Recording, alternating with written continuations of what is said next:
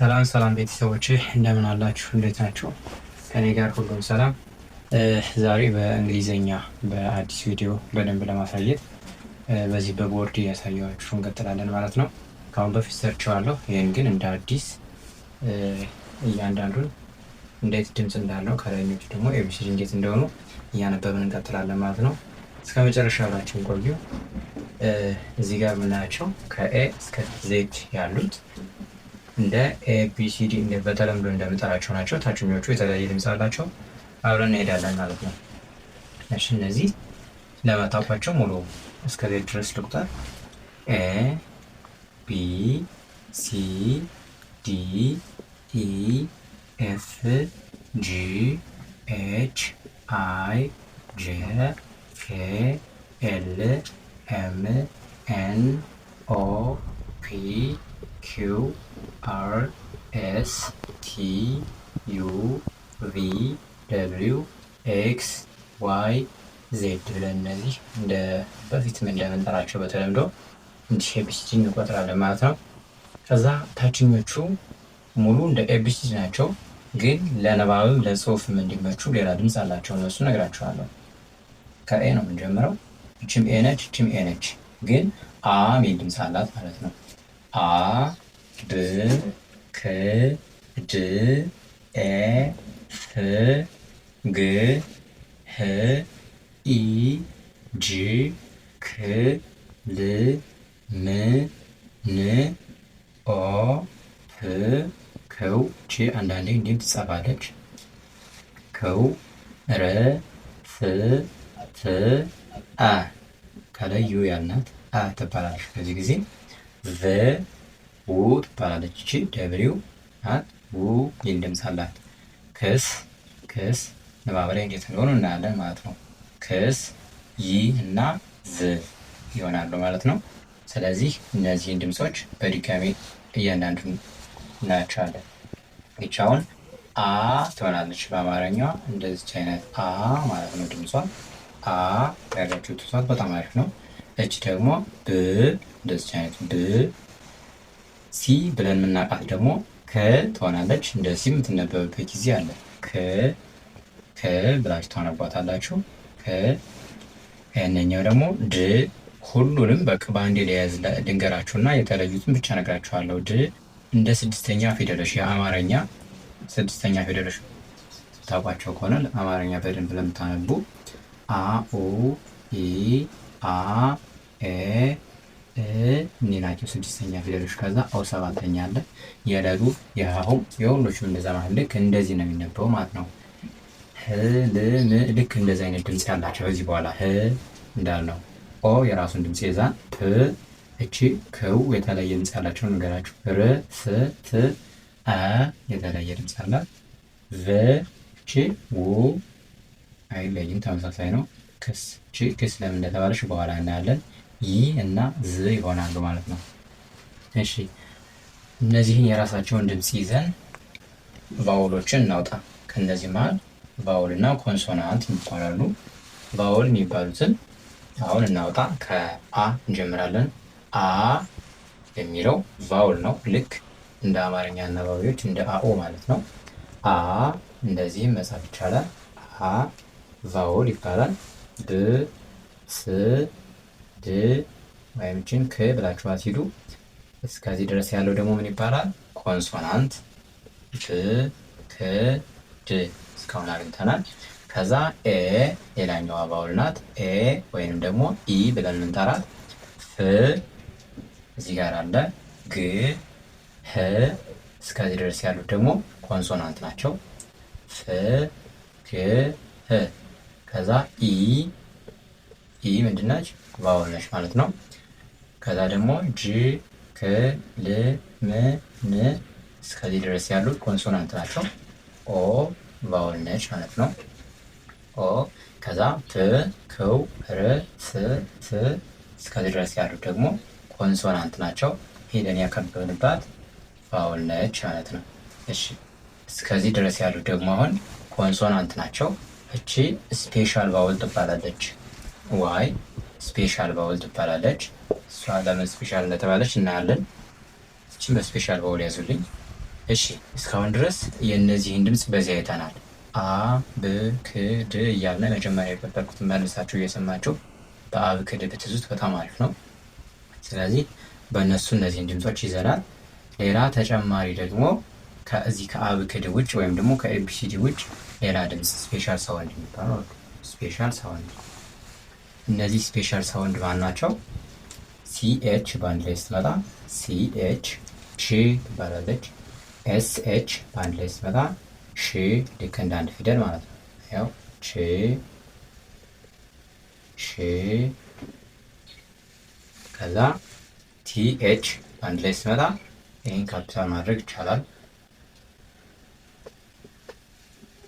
ምን ይሆናል? ይሄ ዝ፣ አንዳንዴ እንደ ትም ይነበባል ማለት ነው። ስለዚህ እኒህን በደንብ ያዟቸው። ለእያንዳንዳቸው ቃላት እየመሰረትን አሁን አብረን ስለምናይ ማለት ነው። እቺ ቺ ትባላለች። ኤ ከጨመረች ቻ፣ ኢ ከጨመረች ቼ፣ ልክ እንደዚህ አይነት ድምፅ አላቸው። ዩ ከጨመረች ቹ እንደሌሎቹ ማለት ነው። ሽ ያልናትም ልክ ተመሳሳይ እንደዚህ። ዝ ያልናትም ደግሞ ኢ ከሆነ ዘ፣ ኤ ከሆነ ዛ፣ ኢ ችኛዋ ከሆነች ደግሞ ዚ፣ እንደዚህ አይነት ድምፅ አላቸው። ብቻ ሳውንዶችን ከእነዚህ ጋር አብራችሁ የያዟቸው በስፔሻል ሳውንድ ዝ፣ ሽ እና ች በሚል እናዛቸው ማለት ነው። እሺ ወደ ቀጣዩ ቃላት ስንሄድ ይሄን አሁን አ ነበር ያልናለ። ካ ደግሞ ክ ክን ጻፍ እዚህ ጋር ክ፣ ከዛ አ የተባለችውን ድምፅ ወሰድኩ። ክ አ ትን ልውሰድ ት። ይሄን ስናነብ ምን ሆነ? ከአት ካት። በአማርኛ ከ አ ማለት ከካ ጋር እኩል ነው። ልክ እንደዚህ አይነት ድምፅ ነው ያለው። ከአት ካት፣ ልክ እንደዚህ ነው። ሌላ ደግሞ ብኦት ምን ይሆናል? ኦት ችን ፕ ብናደርጋት ፕኦት ፖት፣ እንደዚህ አይነት ድምፅ አላቸው ማለት ነው። አብክድን ማጥናት የሚጠቅመው ለዚህ ነው። አብክድን በደንብ ከያዛችኋቸው ሌላ የተለዩ ምናልባት ትንሾቹ ናቸው ተጨማሪ ቃላቶች ወይም ወርዶች ቢኖሩ እነሱን በማንበብ ይያዛሉ ማለት ነው። እሺ ከነዚህ በተጨማሪ ደግሞ ወደ ቫውልና ኮንሶናንት ከመሄድ በፊት ከነዚህ በተጨማሪ ልክ እንደ አንድ ንባብ የሚነበቡ አሉ። እነሱ ማን ናቸው? ኢ ኤ። እነዚህ በአንድ ላይ ይመጣሉ። እንደ ማን ነው ድምጻቸው? እንደ ኢ ይነበባሉ ማለት ነው። እንደ ኢ ይነበባሉ። ከዛ ደግሞ ኢም ሊሆኑ ይችላሉ። ይህም እንደ ኢ። ይህ ሾርት ሳውንድ ነው። እነዚህ ሎንግ ሳውንድ ይባላሉ። ኢ። ከዛ ኦ ኦ። ይሄ እንደማን ይነበባል? እንደ ዩ። ኦ ኦ በአንድ ላይ ሲመጣ እንደ ዩ ይነበባል ማለት ነው። ከዛ ደግሞ ሌላ ምን ሊመጣ ይችላል? ኢ ኦ በአንድ ላይ ሲመጣ ደግሞ ኢዮ ዮ የሚል ድምፅ አለው ማለት ነው። እቺ ኢን ይዘን መጀመሪያ ኦን መጨመር እንደማለት ነው። እሺ በእነዚህ ቃላትም እየመሰረትን እናያለን ማለት ነው። ከዚህ ጋር መጀመሪያ የእነዚህ ልንገራችሁና ወደ እነዚህ ምሳሌ ይሄዳለሁ። እነዚህ ፋውል ብለን የምንጠራቸው ፋውሎቹ እስካሁን ድረስ ያነበብናቸው ያው ከአት ብዬ የዚችን ፋውል የነገርኳችሁ ከአ በአንድ ላይ አድርጌ ከአ በአንድ ላይ አንብቤ ካ ሚል ድምፅ ሰጠን ማለት ነው። ካ። ስለዚህ እቺ ፋውልነቷን ከዚህ ላይ እናያለን። እሺ ከዚህ ጋር ደግሞ ኦኬ። ስለዚህ የመጀመሪያውን ከአት ኤን አይተናል ማለት ነው። አ የሚለውን ድምፅ። አሁን ደግሞ ኤ የሚለው ድምፅ ላይ ቀረን። ኤ የሚለውን ድምፅ እስኪ አሁን እንይ። በኢ ድምፅ እቺ ህ ነች፣ ወይም ደግሞ በስሞላ እንደዚህ መጻፍ ይቻላል። ከዛ ኤ ወይም ኢን ጨመርኩባቸው ከሁለቶች። ከዛ ን ን። እሺ ይሄን ላጥፈው። ስለዚህ ህ ነበር። ይሄ ህ ኤ ን ሄን። አያችሁ? ህ በአማርኛ ከዛ ኤ። ይሄ ማን ወሰደ? ማን ይተካል? ሄ።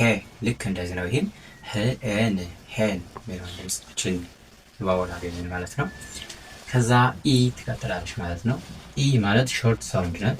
ሾርት ሳውንድ እና ባውል ማለት ነው። ሂ እቺ እንዳለች ተኖርሽ ከዛ ሂ ህ ኢ ት ሂት ትሆናለች ማለት ነው። ሂት ወይም ደግሞ ኪት ብዙ ድምጾች አሉ እንደዚህ አይነቶቹ። እችን ቫወል በሾርት ሳውንድ መልክ እንደ ቫወል ሆና ትነበባለች ማለት ነው። እሺ ከዛ ኦ ነው። ኦ ማለት ኦ በአማርኛም ይሄም አነባቢ ነው። ኦ በእንግሊዝኛም አነባቢ ናት ማለት ነው። እሺ እንዴት ያነባሉ የሚለውን እንሄድ። እሺ ፕ ኦ ት እንችን ትላለች።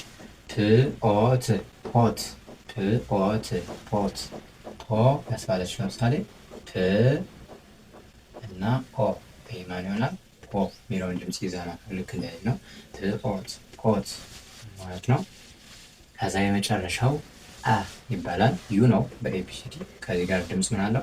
አ የሚል ድምጽ አለው። አ ለምሳሌ ስ አ ን ምን ይሆናል? ይሄ ስ አ ን ሳን ሳን።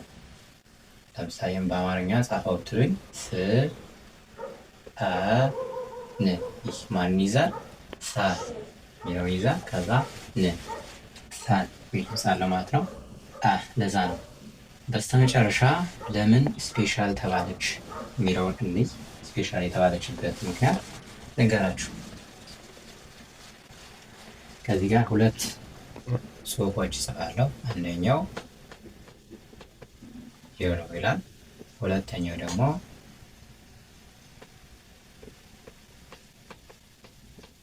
ይሄን እጽፋለሁ። ከላይኛው የለው ይላል። የሎ የሎ ምን አልኩኝ? እዚህ ጋር የሚል ድምጽ አለ ማለት ነው። የራሷን ድምጽ ወስዳለች።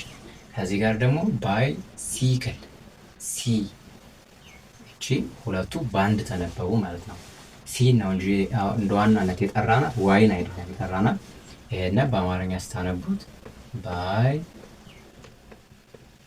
ሲክል አይነት ድምጽ ነው ያለው። ይሄንኛው ደግሞ የሎ ሚል ድምጽ አለው ማለት ነው። ውን ዋጣ አድርጎ። ስለዚህ እዚህ ጋር ሲን ነው እንጂ ዋይን አልጻፍንም። ስለዚህ እዚህ ጋር ስፔሻል ቫውል ትባላለች ማለት ነው። ስፔሻል ቫውል ትባላለች። እዚህኛው ግን ኮንሶናንት ሆና ታገለግላለች። ስለዚህ ስፔሻልነቷ እንደዛ ነው። አንዴ ኮንሶናንት ሆናለች፣ አንዴ ደግሞ እንደ ቫውል ታገለግላለች ማለት ነው። እሺ አሁን እነዚህን ሲምፕል ወርዶች ታነቡልኛላችሁ። እዛ እነዚህን ከጨረስ ነው የመጨረሻችን ይሆናል ማለት ነው። ሲምፕል ወርድስ ብያለሁ። ቀለል ያሉ ናቸው። ከዚህ ጋር ምን አለ? እናንተ እንድታነቡ ነው ፍላጎቴ። ሙሉውን እኔ አላነበውም። እናንተ መጀመሪያ ታነቡልኛላችሁ። እሺ እሺ ማን ነበር ያልኳችሁ? ክ አ ት ድምፁን እናንተ ታወጣላችሁ። ከአት ምን ይሆናል? ካት የሚለውን ታነቡታላችሁ ማለት ነው። ካት እንደዚህ አማርኛ የምታነቡ ከሆነ የጻፍኩላችሁ እሄዳለሁ። ካት የሚል ድምፅ አላት። ይህም ተመሳሳይ ድምፅ ነው ያለው። ብ መለየት ብቻ ነው። እቺ ብ አ ት ብ አ ት ምን ይሆናል? ባት የሚለውን ታነባላችሁ። እዚህኛው ህ እቺ ኤች ስለሆነች ህ አ ት ሃት። እስካሁን ድረስ ተመሳሳይ ናቸው እኒህ ሶስቱ ማለት ነው። ሃት። እሺ ከዛ ወረሽ ወረድን። የመጀመሪያው ድ ነው።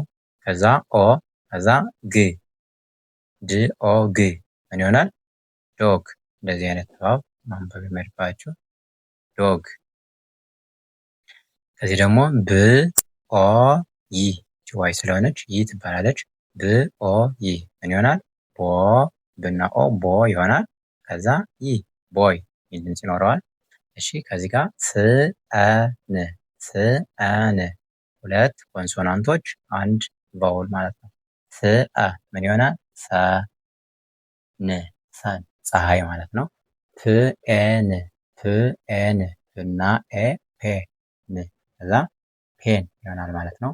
ፔን ሁለት ኮንሶናንት አንድ ቫውል ማለት ነው። ይሄም ብ ኦ ኦ ክ ይሄ ኦ ኦ እንደማን ይሆናል ብያችሁ ነበር? እንደ ኡ እንደ ዩ ማለት ነው። ኡ ኦ ኦ ይሄም ብ ኦ ኦ ክ ቡ የሚል ድምጽ ሎንግ ሳውንድ ይባላል። ይሄ ቡክ ይሆናል ማለት ነው። ቡክ መጽሐፍ ማለት ነው። እሺ ከዚህ ጋር ገር የተለየች ናት ማለት ነው። ግ ኢ ጂ ነበር ታውቋት። እዚህ ጋር ገር የሚል ድምጽ አለ ማለት ነው። ይቺ ነች እስካሁን ድረስ የተለየች ድምፅ ያገኛችሁት። ገር የሚለው እንደዚህ ታነቡታላችሁ። ገር ማለት ሴት ልጅ ማለት ነው። እሺ እነዚህን እስካሁን ድረስ ወርድ ነበር ያነበባችኋቸው። ወደ ሴንቴንስ እንምጣ እስኪ፣ ወይም አረፍተ ነገር ወደ ሴንቴንስ እንምጣ። እቺን ምን ብላችሁ ነበር የምታውቋት? አይ ነው አይደለ? አንዲት ፊደል ኤቢሲዲ ላይ አይ ተብላ የምትነበበዋ የራሷ የሆነ ትርጉም አላት ማለት ነው። እኔ ማለት ነው። እኔ ማለት ነው ትርጉሟ። እኔ አይ እኔ ማለት ነው። ይሄ ደግሞ አ ነው። ከዛ ምን ይሆናል? አ እና ም አም። አይ አም የሚለው ምንድነው? ነኝ ማለት ነው። ነኝ ማለት ነው። አይ አም ኤ ብቻዋ ስትሆን ኤ ብላችሁ ታነቧታላችሁ። አ የምትሆነው ንባብ ጋር ስትመጣ ነው። ኤ ቦይ ቦይ በአንድ ላይ ስታነቡልኝ አይ አም ኤ ቦይ። አይ አም ኤ ቦይ ትርጉሙ ደግሞ እኔ ወንድ ልጅ ማለት ነው። ይሄ ወንድ ልጅ ማለት ነው። ነኝ እኔ ወንድ ነኝ ወይም ወንድ ልጅ ነኝ ብላችሁ ታነቡታላችሁ ማለት ነው። አይ አም ኤ ቦይ። እሺ ወደዚች እንምጣ። ይቺ ብቻዋን ምን ብላችሁ አንብቧት ብያለሁ ቅድም ገና ስንጀምር? ዝ ብለናታል። ዝ። ስለዚህ አይ ስንጨምርባት ዚ ትሆናለች ማለት ነው። ዚ ጀምድረች ስ ዚስ ዚስ ኢዝ ምትል ድምፅ ስላላት ነው። ኢዝ ዝም ተብላ ትነበባለች። ዚስ ኢዝ ኤ ክአት። ዚስ ኢዝ ኤ ካት። አያችሁ? ዚስ ኢዝ ኤ ካት። ይህች እንደማለት እንወስደዋለን። ኢዝ ነው ወይም ናት። ሁለቱንም ይሆናል። ነው ይሆናል፣ ናት ይሆናል። እሺ ኤ ካት ይህች ድመት ናት፣ ወይም ደግሞ እንዲህ ብለን ልንተረጉመው እንችላለን ማለት ነው። እሺ ከዛ እቺ ተመሳሳይ ነች። ምን ይላል ይሄ? ዚስ ኢዝ ኤ ዶግ። ዚስ ኢዝ ኤ ዶግ እያልን በአረፍተ ነገር መልክም መቀየር እንችላለን ማለት ነው። ልክ እንደዚህ መጀመሪያ ወርድ ማንበብ ትለማመዳላችሁ። ወርድ ማንበብ በደንብ ከለመዳችሁ በኋላ ወደ አረፍተ ነገር ትቀይሩታላችሁ ማለት ነው። እንደዚህ አረፍተ ነገር መቀየር ከቻላችሁ በኋላ በቃ በእንግሊዘኛ ማውራት ወይም ራስን ማስተዋወቅ ቀጣይ ቪዲዮዎች ይኖሩናል ማለት ነው። እሺ አሁን ለቀጣይ ቪዲዮዎች ቮካብለሪ መጀመሪያ ይኖሩናል። ከዛ ሪዲንግ እና ራይቲንግ እያልን እንቀጥላለን ማለት ነው። እስከዚህ ሰዓት አብራችሁኝ ስለቆያችሁ ከልብ አመሰግናለሁ። ቪዲዮ ይጠቅማል ካላችሁ ለጓደኞቻችሁ ሼር አድርጉላቸው። መልካም ቆይታ።